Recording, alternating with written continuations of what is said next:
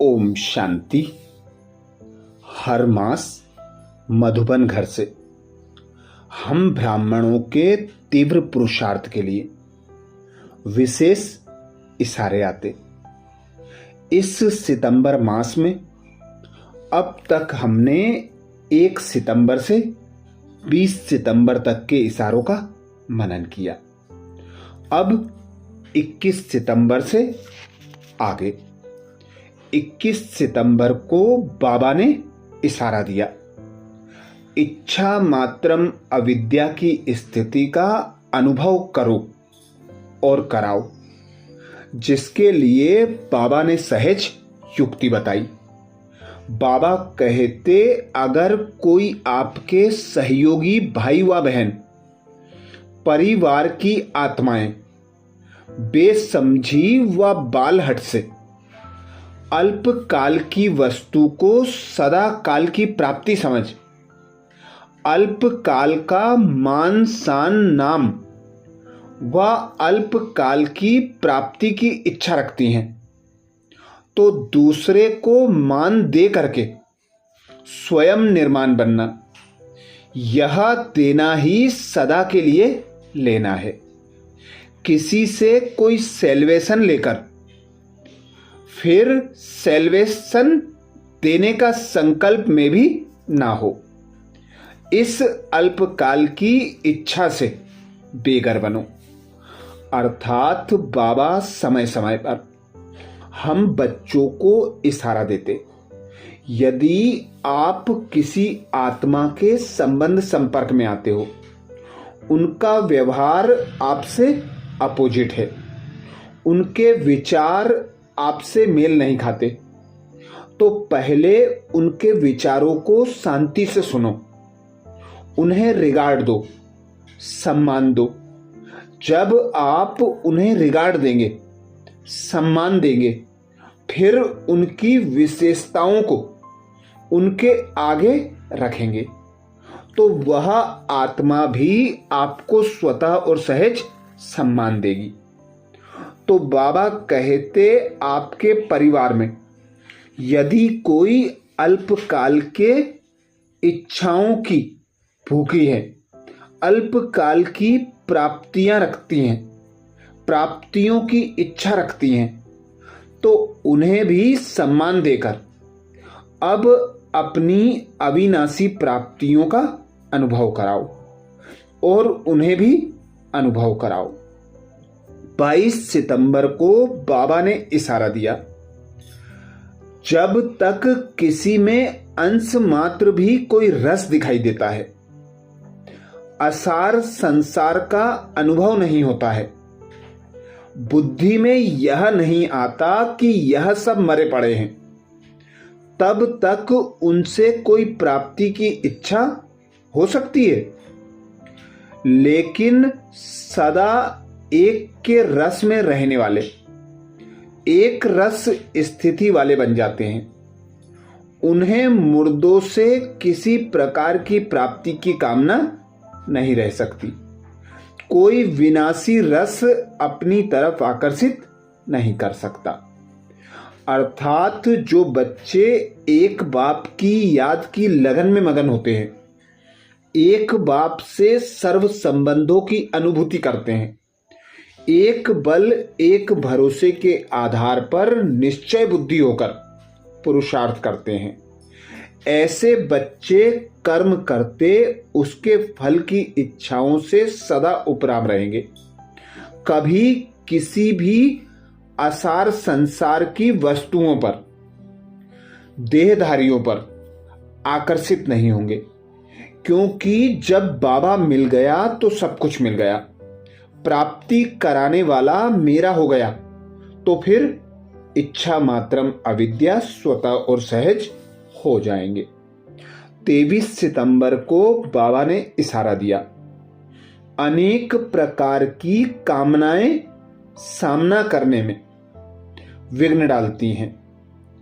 जब यह कामना रखते हो कि मेरा नाम हो, मैं ऐसा हूं, मेरे से राय क्यों नहीं ली, मेरा मूल्य क्यों नहीं रखा, तब सेवा में विघ्न पड़ते हैं।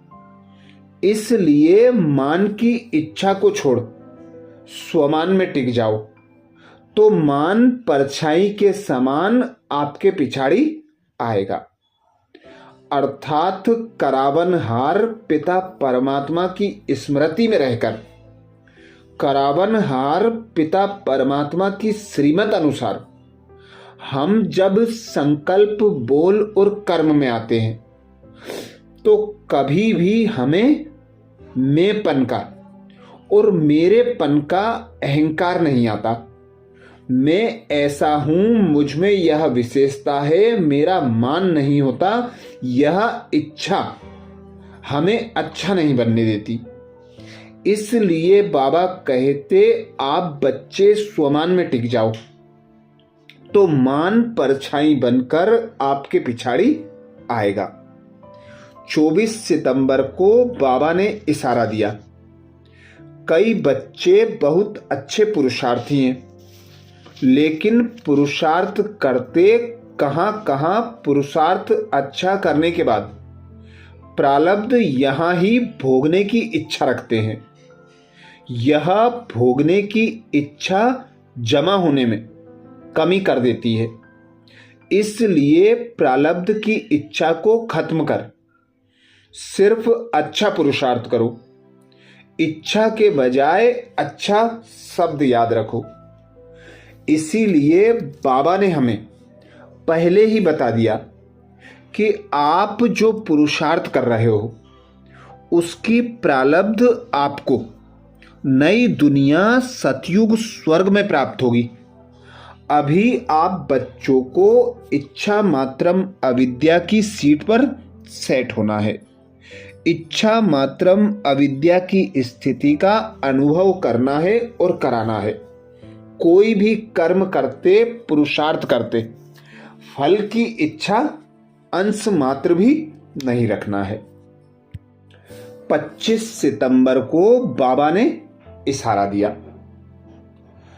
भक्तों को सर्व प्राप्ति कराने का आधार इच्छा मात्रम अविद्या की स्थिति है।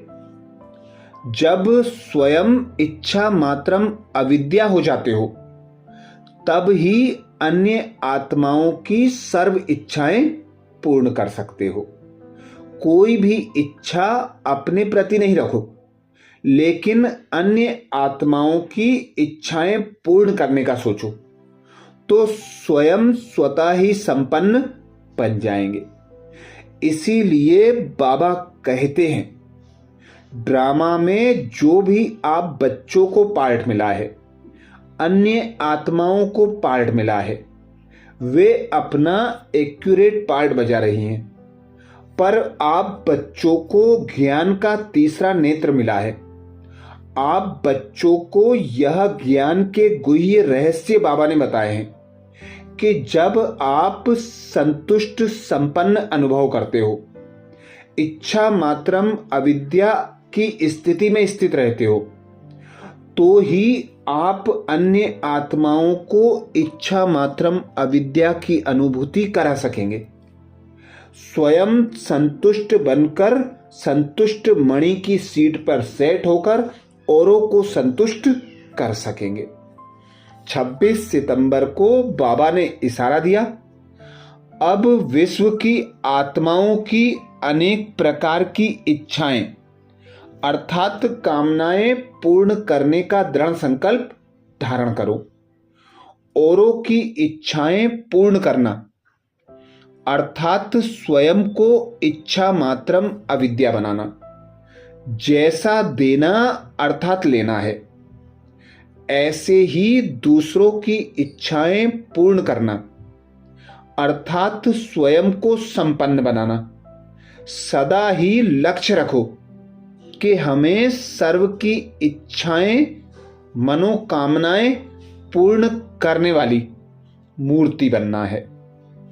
अर्थात बाबा ने हम बच्चों को अपना बनाया, ब्रह्मा मुख द्वारा ज्ञान अमृत पिलाया, संतुष्ट संपन्न तृप्त कराया। अब हमें अन्य आत्माओं को संपूर्ण संपन्न और तृप्त बनाना है।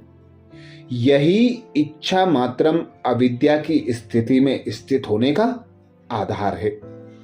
27 सितंबर को बाबा ने इशारा दिया, ऐसे सर्वंस त्यागी बन, सदा हर श्रेष्ठ कार्य में, सेवा की सफलता के कार्य में, ब्राह्मण आत्माओं की उन्नति के कार्य में, कमजोरी व व्यर्थ वातावरण को बदलने के कार्य में जिम्मेवार आत्मा समझकर चलो। हद के कर्म का, हद के फल पाने की अल्पकाल की इच्छा से इच्छा मात्रम अविद्या बनो, तो सदा प्रत्यक्ष फल खाने वाले, सदा मन दुरुस्त होंगे, सदा स्वस्थ होंगे, सदा मनमना भाव रहेंगे। बाबा की श्रेष्ठ श्रीमत। बाबा हमें श्रेष्ठ बनाने आया। बाबा हमें सत्य ज्ञान के आधार पर सत्य दुनिया सतयुग में ले जाने आया। वहां पर सर्व प्राप्ति संपन्न देवीय गुण वाले मनुष्य होते हैं और हम अभी की प्राप्तियां कर सतयुग में संपूर्ण संपन्न देवी देवता का पार्ट बजाने के लिए यहां पुरुषार्थ कर रहे हैं।